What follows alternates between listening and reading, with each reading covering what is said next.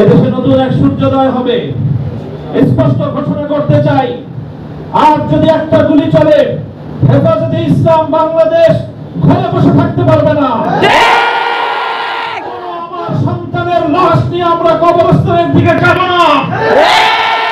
পরবর্তী সন্তানের লাশ কাঁধে আমির হেফাজত ইনশাআল্লাহ রাজপথে যখন নামবেন, টেকনাফ থেকে দুনিয়া পর্যন্ত পাক ভাঙ্গা সেই গণজোয়ার রুখে দেওয়ার সাধ্য কারো হবে না ইনশাআল্লাহ।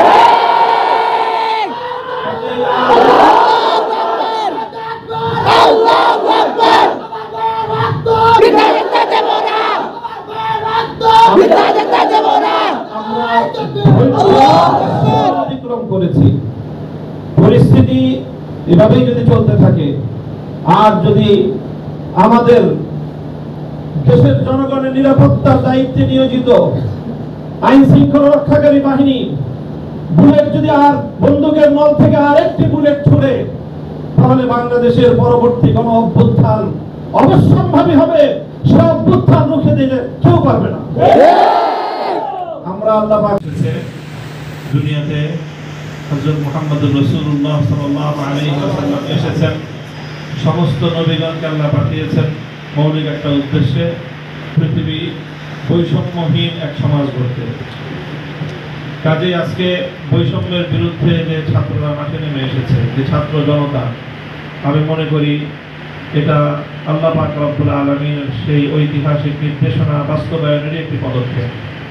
যখন আমাদের জাতি দীর্ঘ বৈষম্যের জাতাকলে পিষ্ট হয়ে প্রতিটি ঘরে ঘরে বোবা কান্নায় গোটা দেশ যখন একেবারে একটা কঠিন গঙ্গানির শব্দ প্রতিটি ঘর থেকে আসছিল, সেই সময়ে যখন কেউ কথা বলার সাহস পাচ্ছিল না, সেই সময়ে চিরতরুণ ছাত্র জনতা তারা জেগে উঠেছে বৈষম্যের বিরুদ্ধে।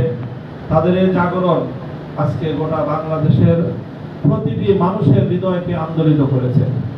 প্রতিটি অভিভাবক নেমে এসেছে, মায়েরা আজকে তার সন্তানদেরকে বুক চাপড়ে সাহস যোগাচ্ছে সত্যের জন্য, বৈষম্যের বিরুদ্ধে আন্দোলন এবং সংগ্রামে অকাতরে প্রাণ বিলিয়ে দেওয়ার জন্য। এই সময়ে শহীদি কাফেলা হেফাজতে ইসলাম বাংলাদেশ আজকে ঐতিহাসিক দায়িত্ব পালন করার জন্য আজকে মাঠে নামতে বাধ্য হয়েছে। আমি মাঠ বলবো, আমাদের দায়িত্বশীলরা বলেছেন দোয়ার মাধ্যমে আমাদের সূচনা, ঠিক এরপরে দোয়া হবে আর নতুন সূচনার জন্য। এদেশে নতুন এক সূর্যোদয় হবে, স্পষ্ট ঘোষণা করতে চাই। আর যদি একটা গুলি চলে, হেফাজতে ইসলাম বাংলাদেশ ঘরে বসে থাকতে পারবে না। আমার সন্তানের লাশ নিয়ে আমরা কবরস্থানের দিকে যাব না। পরবর্তী সন্তানের লাশ কাঁধে আমির হেফাজত ইনশাআল্লাহ রাজপথে যখন নামবেন, টেকনাফ থেকে দুনিয়া পর্যন্ত পাক ভাঙ্গা সেই গণজোয়ার রুখে দেওয়ার সাধ্য কারো হবে না ইনশাআল্লাহ।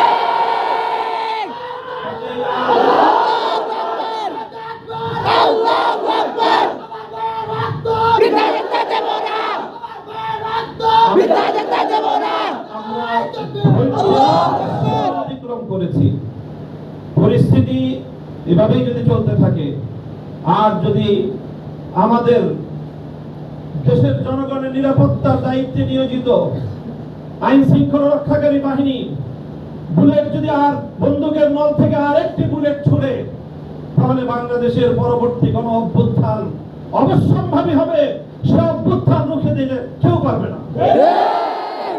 আমরা আল্লাহ পাক রব্বুল আলামিনের কাছে দোয়া করব, যারা বৈষম্যের বিরুদ্ধে জীবন দিয়েছে, যারা বৈষম্যের বিরুদ্ধে জীবন দিয়েছে, অত্যাচারীর হাতে যাদের প্রাণ গিয়েছে, তারা নিঃসন্দেহে শাহাদাত বরণ করেছে।